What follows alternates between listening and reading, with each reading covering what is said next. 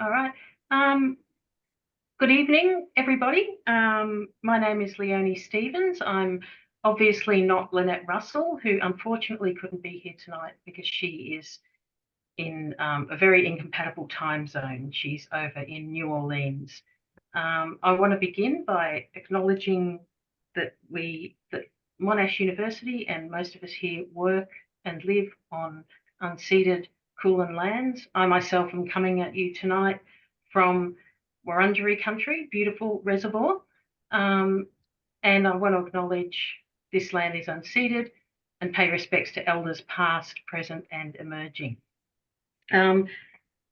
It's our great delight tonight to welcome our friend and collaborator, Dr. Daozhi, who is a research fellow, a doctorate research fellow at Macquarie University. She's coming to us tonight from Sydney. Some of you may already know Daozhi as the Secretary of the International Association for Australian Studies. And tonight she's going to be giving us an insight and an overview into her really, really fascinating work. So I'll hand over to you, Daozhi. And actually, sorry, I'll just say before you start, if you have any questions or comments, please feel free to use the chat function as well. Yeah. All right. Thank you. Thanks, Leonie. Thanks, everyone, for coming. First of all, I would like to acknowledge the traditional custodians of the land on which Macquarie University stands, the Wallumattagal clan of the Dara Nation, whose cultures and customs have nurtured and continue to nurture this land since time immemorial. And I acknowledge the Gadigal people on whose land I live. I pay my respects to elders past and present. This seminar presents the findings of my ongoing doctoral project, Chinese Australian Writing on Indigenous Country. The project explores Chinese perspectives on Indigenous Australians and their interracial relations. I wish to start this presentation by talking about last year's referendum, explaining why this study is needed. Then I will show you some examples from the body of archives that I'm working on. Any comments and questions are extremely welcome. Now I'm going to share my screen. Please let me know if that works.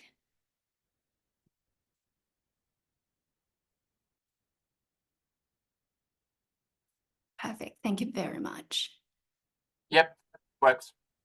Great.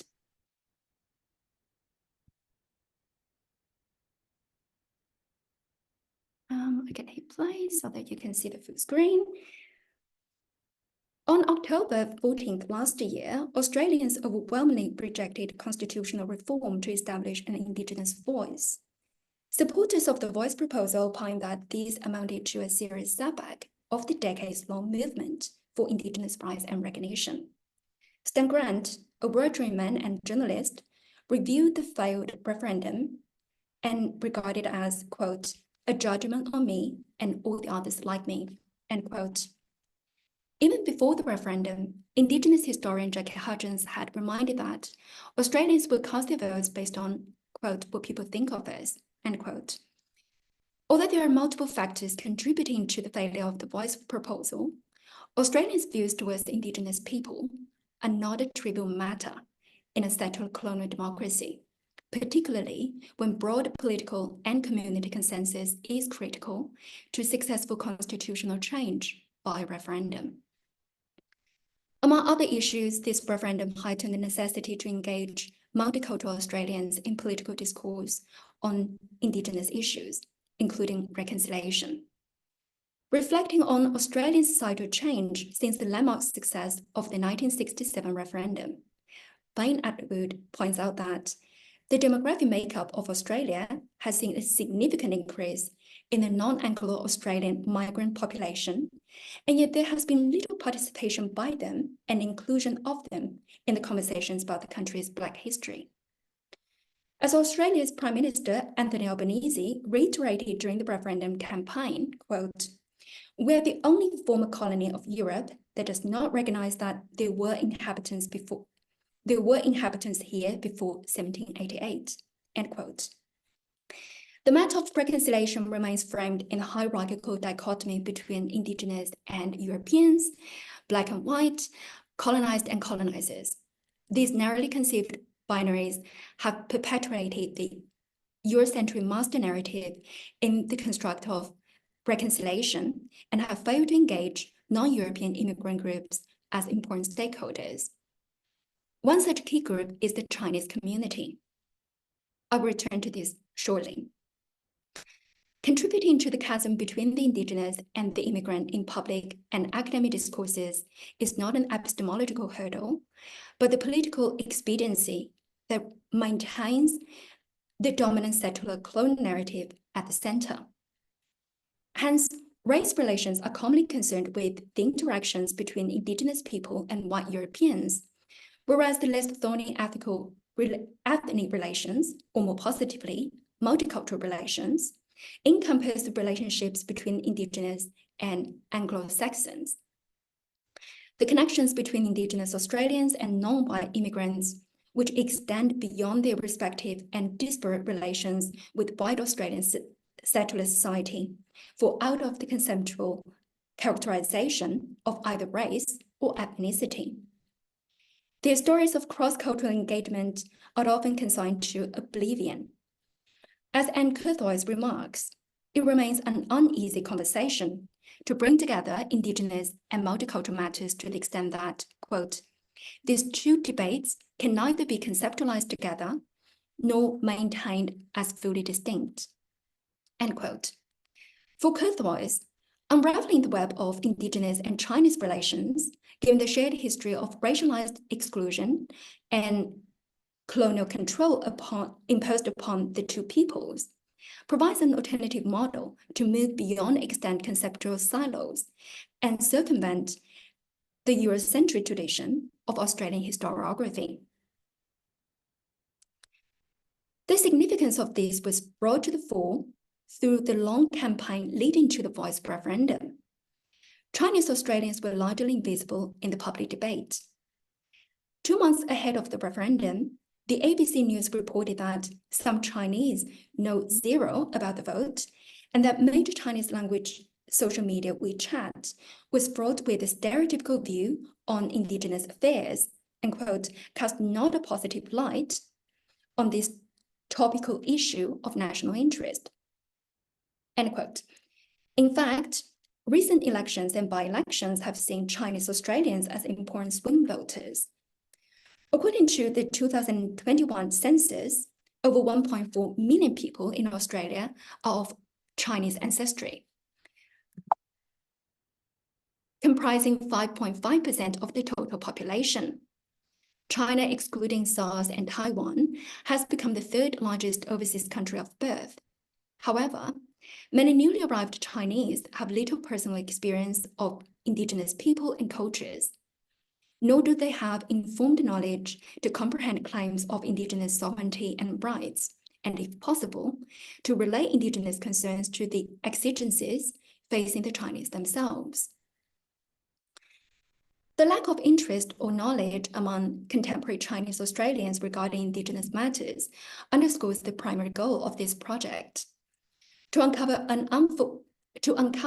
a forgotten history of how the Chinese actively engaged with indigenous issues to navigate their own positions amidst the decline of the Qing Empire and the making of a white Australia.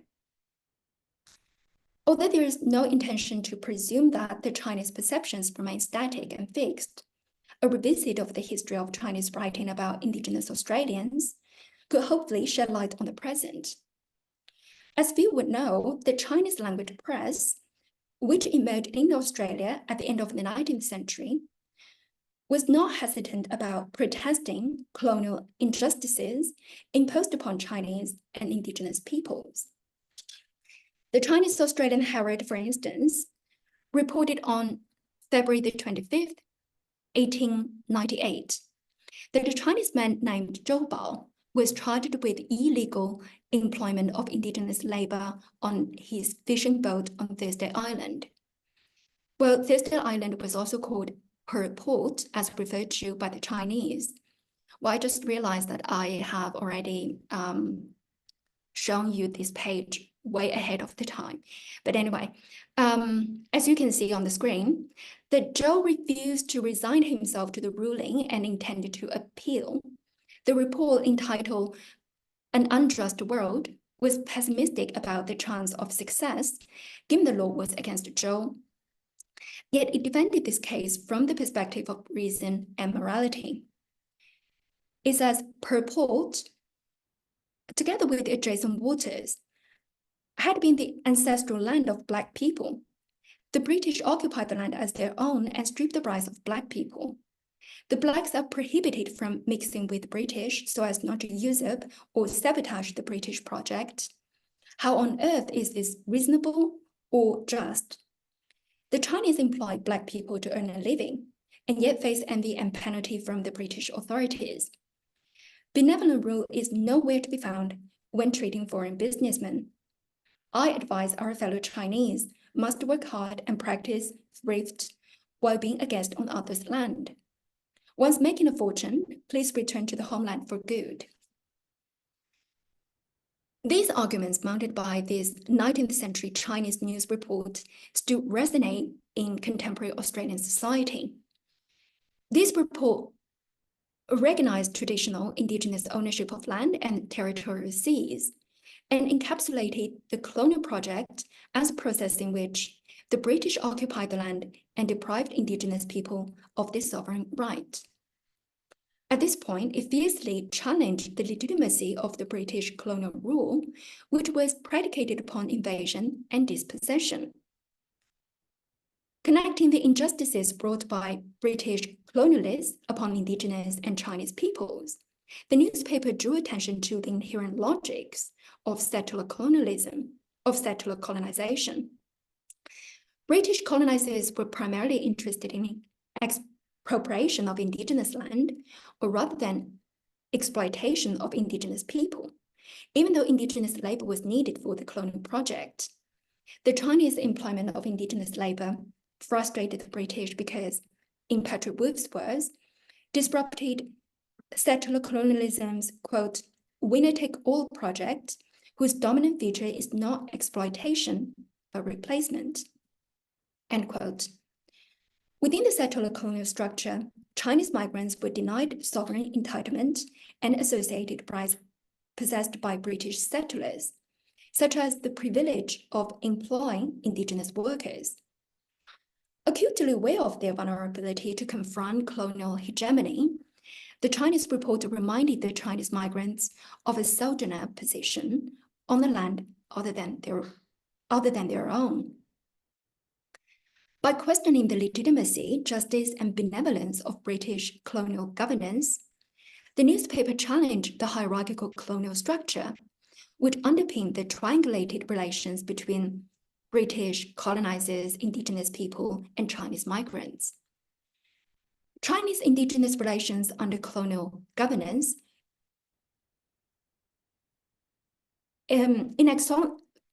inexorably influenced the Chinese perception of their role, as sojourner or otherwise, in Australia's race relations. In this regard, this news report brought to the fore the connection between Chinese Indigenous contact and the Chinese Australian identity, which has seldom been recognized in Australian historiography. This news report was not an exception. There exists a widely dispersed collection of Chinese language publications concerning Indigenous people and affairs. The primary source I'm working on are Chinese language newspapers published in Australia between 1894 and 1937. The Chinese language press documented the alliance, intimacy, and tension between Chinese and Indigenous peoples. These newspapers reported extensively about Indigenous affairs under colonial administration and articulated distinct Chinese perspectives on settler colonial governance in Australia before and after Federation. By drawing on these hitherto little-known and under-researched Chinese writings, this project will review Chinese and Indigenous contact history from primarily Chinese perspectives. The extensive scope of this study will chart the historical involvement of Chinese Chinese perceptions of Indigenous Australians and their interracial relations. As Chinese representations of Indigenous Australians do not necessarily tell us about Indigenous people, but rather the Chinese themselves, it will explore how these writings shape the Chinese understandings of race and identity. By exploring the complexity and significance of this largely obscured contact history between Chinese and Indigenous peoples, this project shed new light on the schisms and dissonances that beset the Reconciliation Project.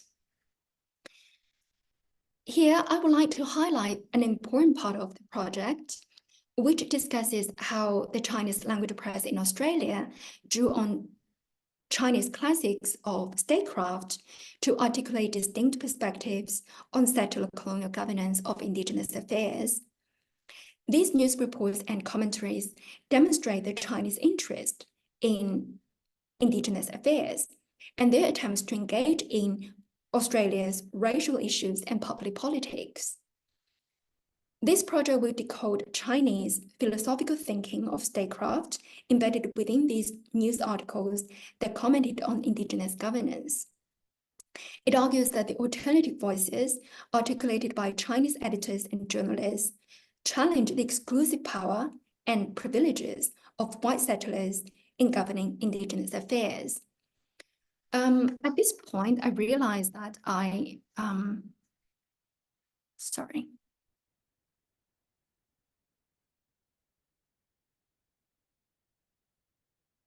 Yep. Well, I jotted something on the computer. I feel the need to explain a bit about the background of why Chinese language press promulgated the ideas of Chinese statecraft, in Chinese term called 经世, in Australia at the turn of the 20th century. The thought of 经世 was paramount to traditional Chinese culture. It includes a systematic body of principles, practices, knowledge, and institutions, not only for governing the state and ruling the people, but also managing one's family and self-governing.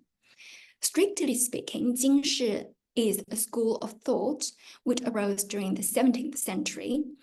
The 19th century witnessed the revival of the 经世 thought, seeking to redress the inept governance of the Qing Empire at the juncture of domestic upheavals and foreign threats. So the Jingshi scholars in the late Qing period not only followed traditional Confucian principles of statecraft, but incorporated the learning of Western politics, economy, and technology, with inspirations of saving China from dissolution and subjugation to foreign powers. Long story short is that a strong sense of political concerns and responsibility promoted by the Chinese Jingshi school towards the end of the 19th century influenced and inspired the Chinese editors and journalists in Australia. And the Chinese language press in Australia became an effective platform for them to engage in politics and public affairs, both locally and transnationally. These Chinese editors and journalists practiced Jingshi tradition through the inclusion of the precepts, doctrines, and aphorism of Chinese statecraft in newspaper articles and commentaries. Most Chinese editors in Australia at that time had received Chinese classic education. For example, the editor of Donghua News, called Tang Caizhi, and the editors of the Chinese Times, Liu Guqi and Wang Shiping, came from China to work for the newspapers. As for the two editors of the Chinese Australian Herald, Li Caicheng was educated in China, whereas Sun Johnson received Western education in Hong Kong and London before coming to Australia. Sun described Li as, quote, one of the most learned Chinese for his extensive knowledge of Chinese literature and traditions. Li's mastery of Chinese writing was reflected in the news reports and commentaries of the Chinese Australian Herald, which often drew on Chinese philosophy and social morality in the epigraph of these news reports. This distinct style highlighted the news content and served the educational function of journalism. It would be an exaggeration to suggest that there exists a school of literati and intellectuals as readers in Australia. However, given that the majority were adult migrants from China at that point, there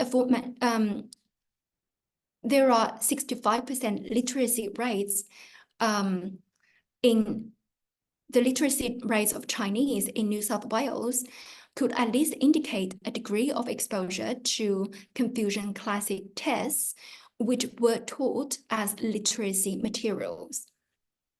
The references and allusions to Confucian principles, of which statecraft was an integral part, will have been familiar to the newspaper's literary readership as they were to those penning the news articles.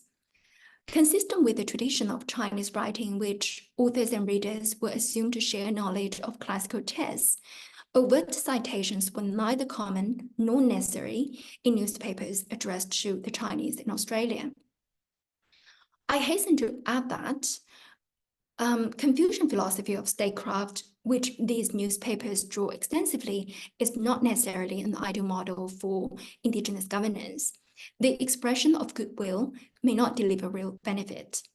And the inherent paternalism and prejudices in Confucian orthodoxy, which overlapped with colonial ideology as manifested in some news articles that I'm going to talk about, should not slip away without being critiqued. So part of this project is to explore to what extent these were views informed by the precepts of statecraft that the Chinese in Australia would have been culturally familiar with. So in doing so, it will provide a glimpse of the understudied Chinese-Australian engagement with settler colonial governance over Indigenous people at the turn of the century. So that was a bit of background. And I will show this. Sorry about that.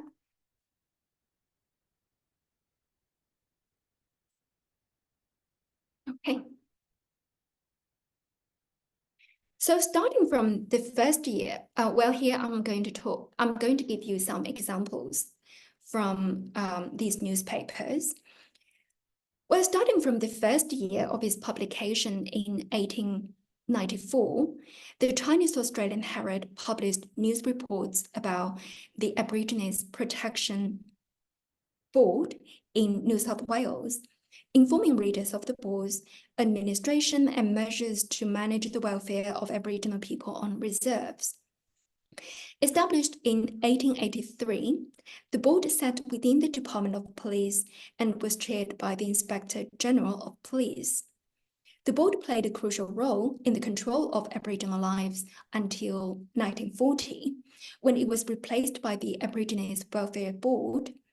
At least three Chinese Australian Herald news reports were concerned with the board's weekly meetings in Phillip Street in Sydney.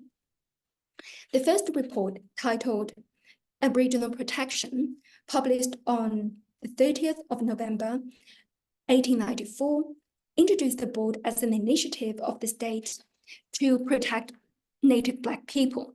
This is perhaps, as you can see on the left side of the screen, this is perhaps the earliest known Chinese language news report on Indigenous affairs in Australia. According to this Chinese report, two issues were discussed at the ABP board meeting. The hiring of a person to keep the books about the income and expenditure for the protection of Aboriginal people, and the decision that Aboriginal people should pay for the salary of missionaries sent to Aboriginal reserves, as well as for related expenditure. The news report did not specify its source, hence it remains unclear whether this Chinese news report was an in-person observation of a Chinese journalist or scribe, or a translation from mainstream English language newspapers. The time of the meeting, yesterday afternoon, and the chair's name at Mount Fosbury was consistent with the news item titled Aborigines Board, published by the Evening News in Sydney on November the 23rd, 1894. However, the Evening News gave a different version of the board meeting. Quote, a deputation from the Aborigines Protection Association was received in reference to the decision that the money expended upon the mission stations should be controlled by the board. After some discussion, it was decided that the secretary of the association should craft a set of regulations for the management of the station under it, to be submitted to the board, end quote. The government did not charge Aboriginal people for missionary salaries and associated costs. It thus appears that the reporter of the Chinese Australian Herald misunderstood the board meeting or mistranslated the news source, possibly from the Evening News. Nonetheless, it is relevant to ask what Chinese readers made of the reported relationship between the authoritative body, namely the Aborigines Protection Board, and the supposedly protected Aboriginal people. The Chinese Australian Herald was positive towards the board. The Chinese Australian Herald was positive towards the board and its initiatives for Aboriginal protection. The report commented that all attendees consider it, quote, fair for missionary-related expenses to be paid by Aboriginal people. This relationship would have made sense from the perspective of Confucianism, which attaches importance to the state's responsibility for the well-being of its subjects and the consequent obedience of its subjects. According to the Analects, one of the Confucian classics documenting the conversations between Confucius and his disciples, it is necessary in managing government affairs for people to adopt different roles. Let the ruler be a ruler, the subject a subject, the father, the son a son. Relationships between ruler and subject, as well as that between father and son, are believed to work if each fulfills their own role. Within this paradigm, the state's establishment of the board to protect Aboriginal people and the sending of missionaries to educate them could be understood as the state undertaking the responsibility of managing Aboriginal affairs. By paying the expenses of protection as a form of tax, Aboriginal subjects will have been perceived as responsible and as reciprocating state protection and education. Underlying the mistaken report of the Chinese Australian Herald, we can see the Confucian idea of an implicit agreement between the state and subjects to fulfill their respective roles. This philosophy could also be inferred in the second news report of the Chinese Australian Herald on the board, also entitled Aboriginal Protection. This report endorsed the board's proposal to segregate Aboriginal people from settlers and remove them from a riverbank on the grounds that Aboriginal huts were prone to catch fire and were aesthetically unattractive, while the land near the riverbank was, quote, most suitable for agriculture, end quote. The report also praised government projects of erecting corrugated iron shelters, distributing rations, and providing medical aid on reserves. While the report itself commented that, quote, the state protects Black people just as parents care for their sons, end quote. The parental metaphor used to describe the relationship between the state and the people, although paternalistic by today's standards, was derived from China's principles of statecraft. For example, the Confucian classic Book of Documents, Hong Fan wrote, quote, the Son of Heaven should be the father and mother of the people, so as to be the king of all under heaven, end quote. Confucianism expounds the view that loving the people as parents love their children is not only necessary to fulfill the role of the ruler, but is the way to become a king. The rule of love, a humane approach to state governance, underlines the principles of benevolent government at the core of Confucian political philosophy. For example, in the Confucianist work, Shu Yuan, the dialogue between King Wu of Zhou and his advertiser, the Grand Duke, illustrated the centrality of rule of love in statecraft. King Wu asked Tai Gong, "What is the way to govern a state?" Tai Gong answered, "The way to govern a state is no more than loving the people. Hence, one who is good at governing a state treats the people as parents, take care of their children, and elder brothers of their younger siblings. If the ruler hears that people are starving or cold, he grieves for them. If the ruler sees that the people suffer from toil, he feels sad for them." End quote. So for a good ruler, according to the Confucian doctrines, to care for the people, it is necessary to empathize with them.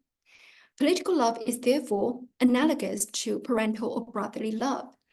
It is through the rule of love that benevolent government can be achieved. This Chinese Australian Herald News report could well have gone no further. Nevertheless, it continued, quote, "If this is the case, Black people should love the state just as the filial sons love their parents," end quote. Again, this reflected Confucian philosophy, which suggests that the people's of love for the state is a testament to the benevolent government when the state operates for the greatest welfare of the people. The Chinese Australian Herald suggested a reciprocal relationship between the state and subjects as a desirable model for Indigenous governance. Nonetheless, by situating settler-Indigenous relations within Confucian doctrines about statecraft, the newspaper endorsed the imposition of colonial regimes on Indigenous lives.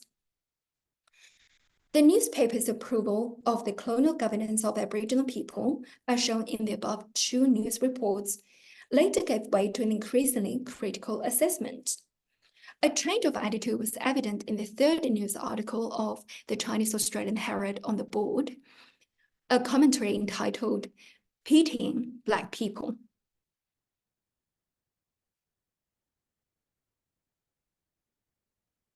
It began by reporting a board meeting that authorized the issue of rations to Bob Thompson, an Aboriginal man who injured himself by falling from a horse. The board was also reported to handle the supply of seed, potatoes, and meat for Aboriginal stations. The commentary expressed sympathy towards Aboriginal plight, describing Thompson as, quote, "ill-fated and helpless," end quote, and explained why those awaiting rations had lost their livelihood and suffered from hunger. It criticized the board's attempt to protect Aboriginal people as being merely nominal and hypocritical, pointing out that it was the British who had expropriated Aboriginal lands and caused the plight of Aboriginal people in the first place. It stated that, quote, "New Gold Mountain," referring to Australia, originally belonged to Black people who inherited the land from their ancestors. But the British came and raised a flag on the Botany Bay, claiming the land as theirs ever since, end quote. It slammed the colonial authorities for treating Aboriginal people, quote, "worse than the beasts of burden," end quote. In an angry tone, the commentary gave forth a protest, quote, "The law of Tian no longer exists, and where is the justice?" End quote. Here, the character Tian means heaven or nature. The term, the law of Tian, refers to the universal rules, the highest order of nature, and fundamental social norms. To comply with the law of heaven or nature is believed to be paramount in ancient Chinese philosophy. For example, Taoist philosopher Zhuangzi called for acting in accordance with the law of nature. For legalist model of state governance, Han Feizi instructed that the law of heaven should not be violated, otherwise there will be punishment. And neo-Confucian philosopher Zhu Xi developed the law of heaven into a collective name of benevolence, righteousness, propriety, and wisdom. This commentary claimed that British colonization violated the law of heaven. As a result, justice remains elusive and the people endure suffering. Referring to the consequences of contravening heavenly rule, the commentary denounced the British authorities for detrimental governance and for the decline and improvement of the Aboriginal population. Here is another example. In 1905, the Chinese Times published a speech by Lei Peng, a Chinese Christian, who went further than calling for improved administration of the Aboriginal Australians. According to this article, the very legitimacy of Australia as the new nation were called in question. Published within a column called Australian Affairs, which covered domestic issues and events, the speech slammed the White Australia policy. The speaker, Lei, remarked that, quote, Australia originally belonged to Black people. White people occupy this place and now change its name into a White Australia. If Black people know this, I'm sure that they will hate the guts of white people, end quote. For Lei, the White Australia policy worked effectively to erase Aboriginal history and to make a Black Australia white. This seemed a simplified interpretation of the White Australia policy, but the speaker was expressing implicitly a Confucian criticism known as correcting names or rectification. The key point in such criticism is to question whether one political authority has legitimately replaced another that preceded it. The key to success lies in the name chosen for the new order. The origin of correcting names is in the conversation recorded in the Analects, in which Zilu asked, if the ruler of the state of Wei was waiting for you to take charge of government affairs, what would you do first? The Confucius answered, if I had to name my first action, I will rectify names. Zilu was not convinced, so Confucius continued to explain, if names be not correct, language will not be in accordance with the truth of things. If language be not in accordance with the truth of things, business cannot be carried on with success. When business cannot be carried on with success, proprieties and music will not flourish. When proprieties and music do not flourish, punishments and penalties will not be justly administered. When punishments and penalties are not justly administered, the people will not know where to place their hands and feet. So according to Confucianism, rectifying names is of paramount importance for managing state affairs because to name is to establish fundamental principles of right and wrong, true and untrue, lawful and unlawful. In the above conversation, which is estimated to have taken place in 489 BC, Confucius was commenting on the dispute between a son, Duke Chu of Wei, and his father, Prince Kwai Kui, as to which of them should rule Wei. The advice of Confucius was that although the son might have triumphed over his father militarily, he would not succeed politically as ruler of the country of Wei and as the ruler of the state of Wei until he rectified his name or title as the legitimate successor. Only in doing so could the Duke Chu of Wei justify his ascendancy, restore the proper conduct of behavior in court, and consolidate the support from the populace. The act of rectifying names is at the heart of political legitimacy according to Confucianism. From this perspective, the 20th century Commonwealth of Australia bore a resemblance to the state of Wei in the 5th century BC China in terms of legitimizing of state sovereignty. The colonial process of naming or renaming in Australia, the assumption of terra nullius, and the imposition of place names reflective of British heritage raised the confusion question. Had this colonial renaming been effective in legitimizing the new political order?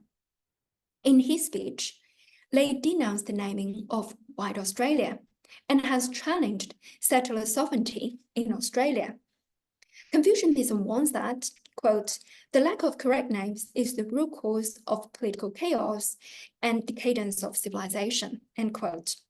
So for the speaker, Ley, to replace a Black Australia with a white one was by no means a desirable rectification.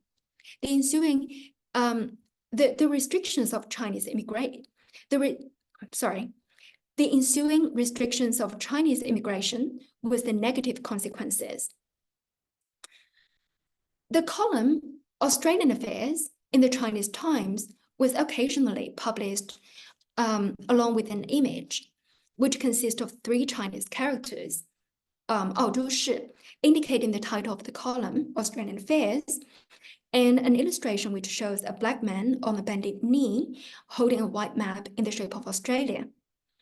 While there were few illustrations in the early Chinese language newspapers due to the cost of page space, this image appeared on the Chinese Times at least 5 times between 1907 and 1910. Perhaps it is the earliest sketch of Indigenous Australians published by the Chinese. In this image, the black figure looking like an Aboriginal man on his knee seems to reflect the opposition of Aboriginal people by settler colonial regimes, but he does not appear entirely submissive with a strong posture and raised head. And the way in which he raises the map of Australia with both hands suggests a humble reverence for his country. It also suggests that Aboriginal people are integral to the care for and custodianship of Australia.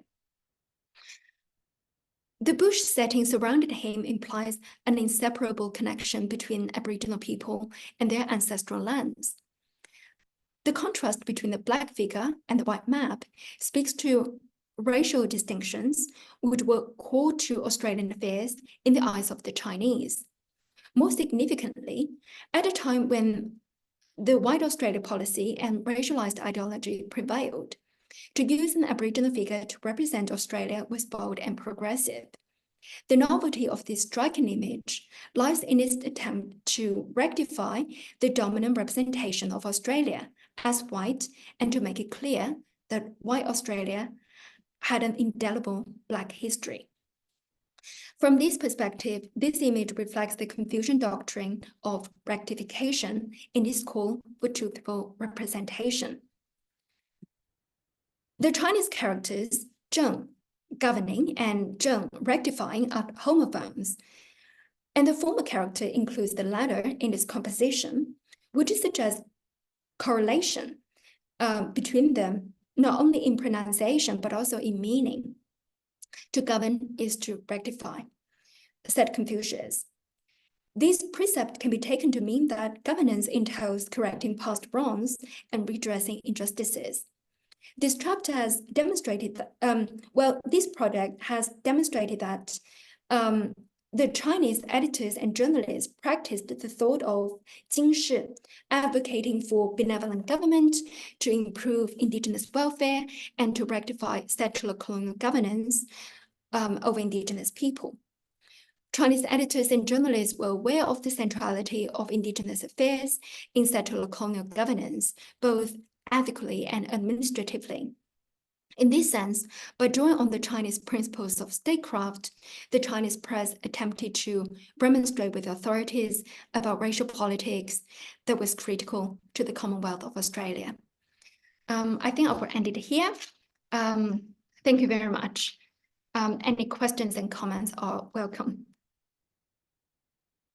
I will stop share the screen.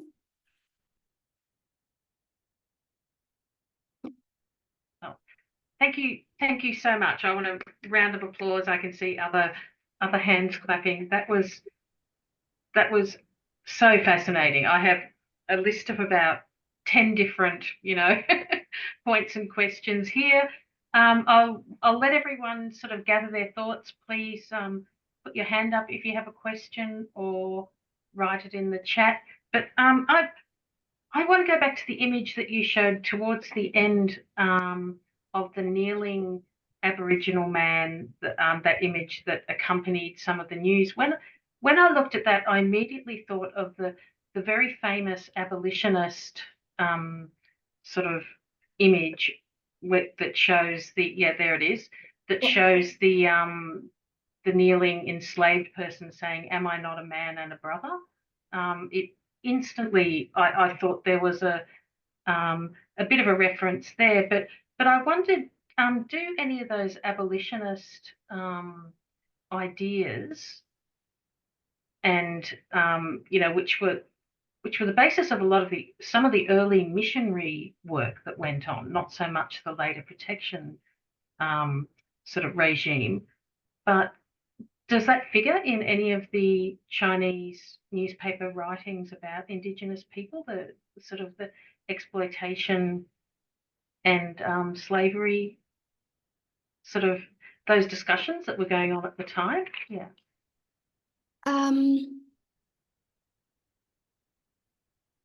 The missionaries' work in the Chinese writing. Well, I think, thanks, Leonie, that's a very good question.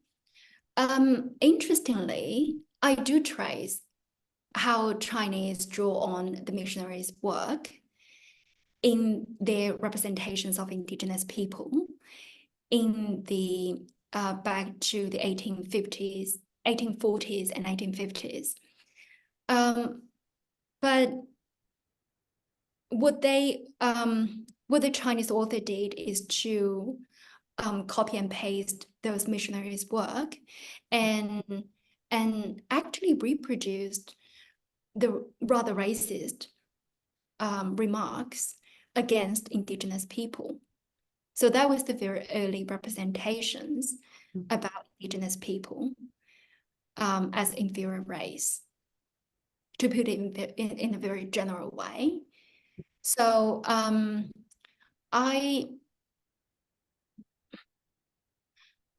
haven't encountered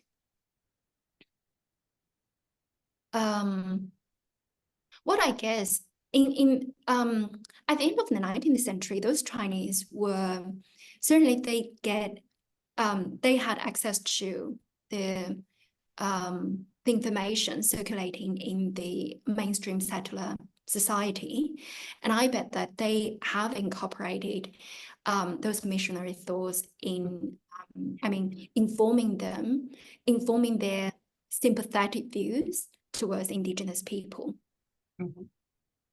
So I should say that, considering the materials that I have examined, the majority news reports express sympathy towards Indigenous people and dimension the Indigenous history of dispossession, displacement, and massacre. However, some endorsed the colonial regimes upon Indigenous people.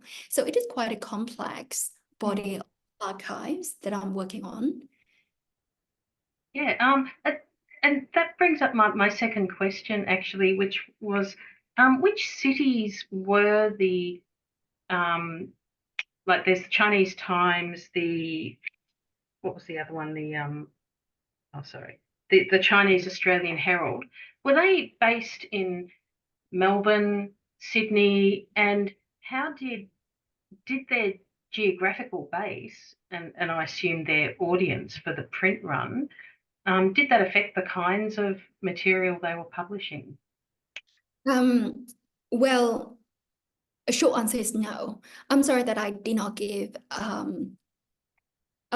background knowledge about these newspapers. I'm more than happy to talk about them now.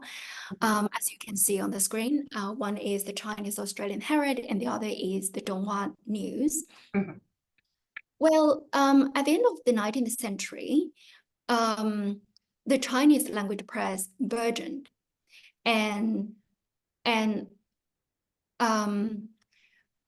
so in the 1894, the Chinese Australian Herald published the first issue, and it was a weekly newspaper.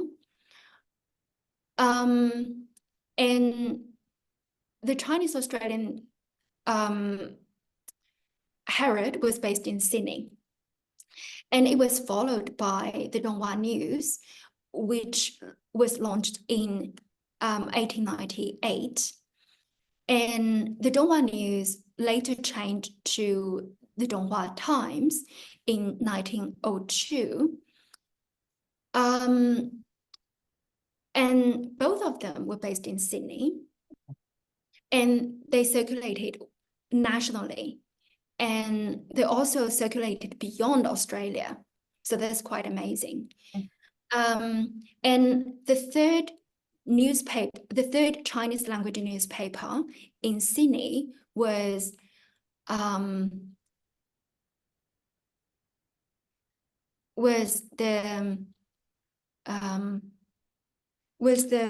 not the Chinese Times.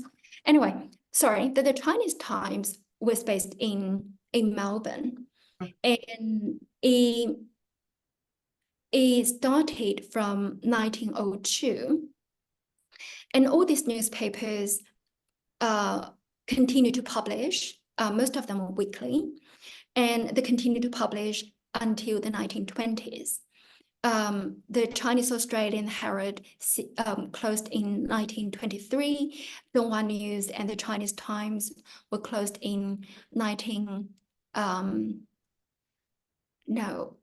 Donghua News ceased to publish in 1936, and the other closes in 1937 because of the dwindling of the Chinese population.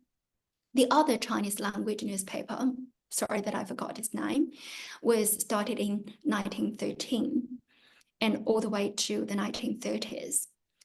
And the Chinese Times was a bit interesting because later on it received the financial support from the Chinese Kuomintang, and it continued to publish until the 1949.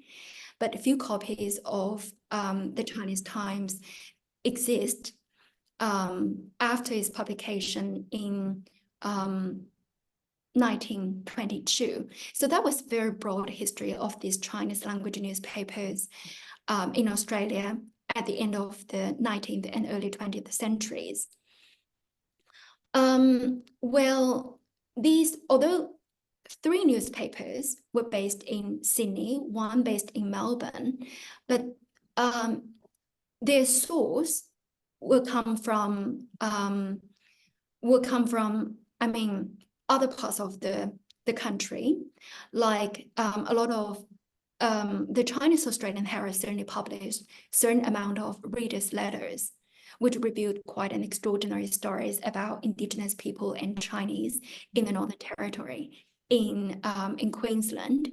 So they sent their stories to the newspapers and get it published. And certainly, and these newspapers also had subscriptions, not only in the capital cities, but also elsewhere. That sounds like that would be a whole chapter of its own. I think the readers' letters, actually, like that's when you can really, get your finger on a really interesting pulse of what's happening out there too. Sometimes it's what the paper chooses to print. These newspapers published a wide range of Indigenous issues through news reports, editorials, commentaries, feature stories, readers' letters, etc. So quite a range of stories and reportage on Indigenous people and affairs. Mm-hmm. I would also like to say that they also publish short stories and the installments of novella, and in which featured Indigenous people in these newspapers.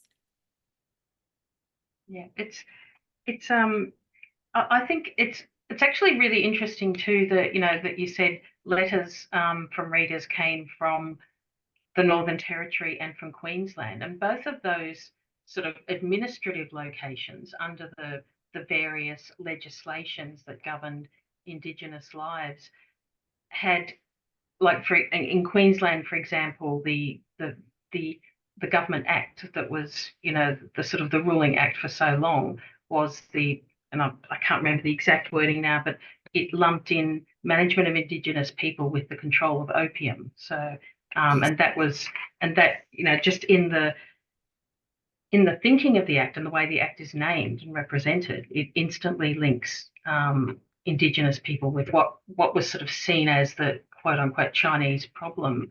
Also in the Northern Territory, you had a much higher sort of intermingling and intermarrying between Chinese and Indigenous people as well. So they were both culturally quite different to Melbourne and Sydney as well.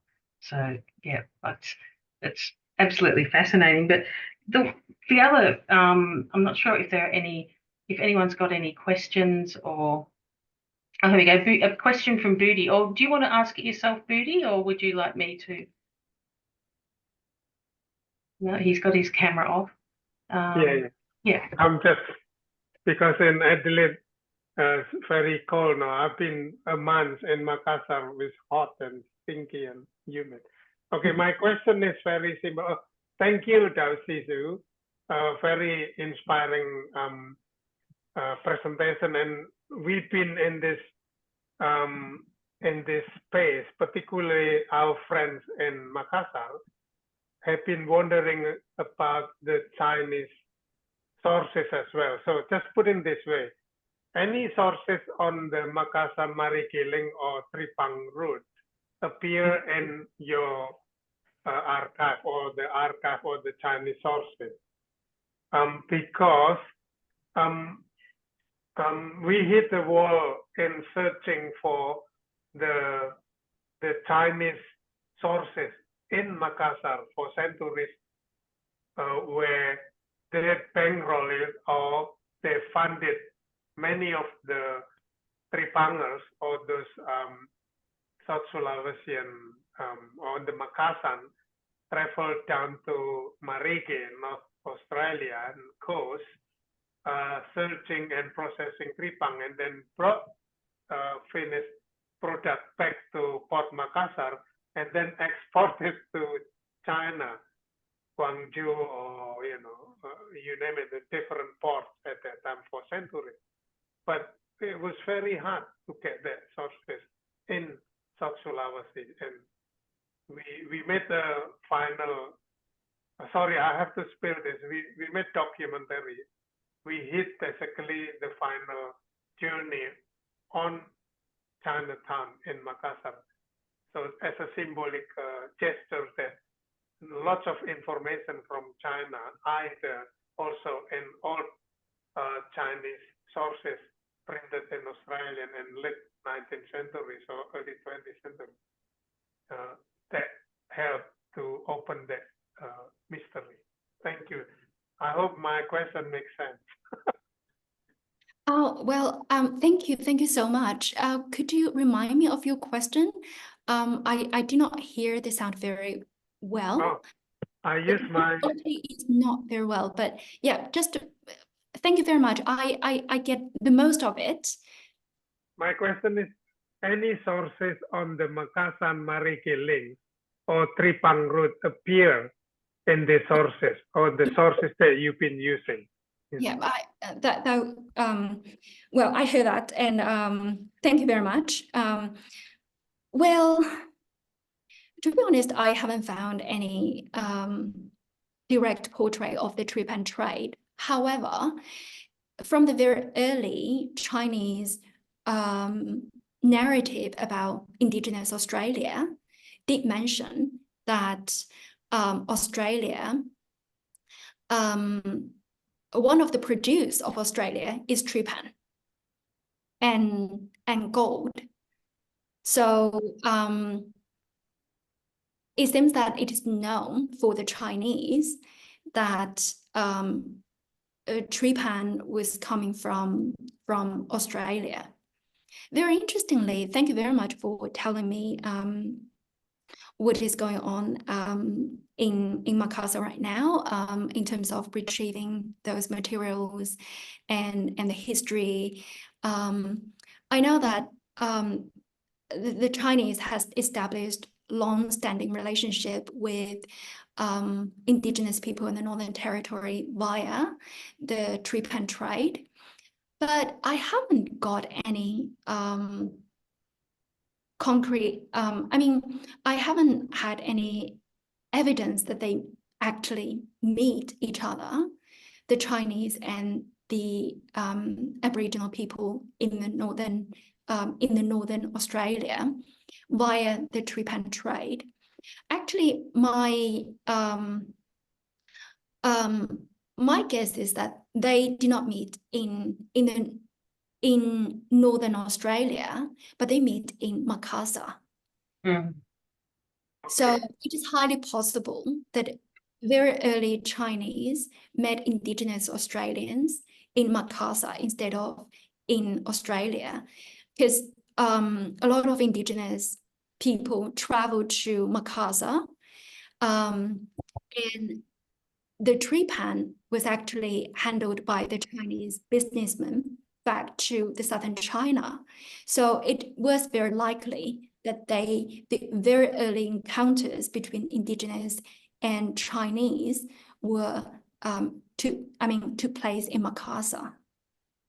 And that's just my guess, I think. But it's worth to further pursue this. Yes, I'll talk with my colleagues about that. I might have to go to Guangzhou maybe. Yeah. Fantastic. Yeah. Look, unfortunately, I hate to have to wrap this up because I still have about half a dozen other questions, but I just want to, one other point that really struck me in your presentation, Daozhi, was that writer of the first article that you put up from the Chinese Australian Herald, who said, and the thing about terminology, so as not to usurp or sabotage the British project. You went on to quote I immediately thought of Patrick Wolfe, and I thought Patrick Wolfe would have loved that. And you went on to quote Patrick Wolfe, so that I thought that was really extraordinary terminology to be using in 1898. Yeah, it's so fascinating, and I really look forward to when you publish this research in your book, which I know you're working on. But I just want to join everyone in thanking you so much for this this wonderful presentation of really, really interesting and important work. And just before we go, David, do you have that slide with our upcoming seminar, or or you've put a link in the chat, I believe. Oh, here we go. Yep. Yeah. So our next month, on the 16th of May, we will have our two good friends, Stephanie Mawson and Christy Flannery, in conversation, working further north in the globe now, the limits of the Spanish Empire in 17th century Philippines. So I hope you can all join us for that. But please join me again in thanking Daozhi for this fantastic presentation. It's been wonderful. Thank you.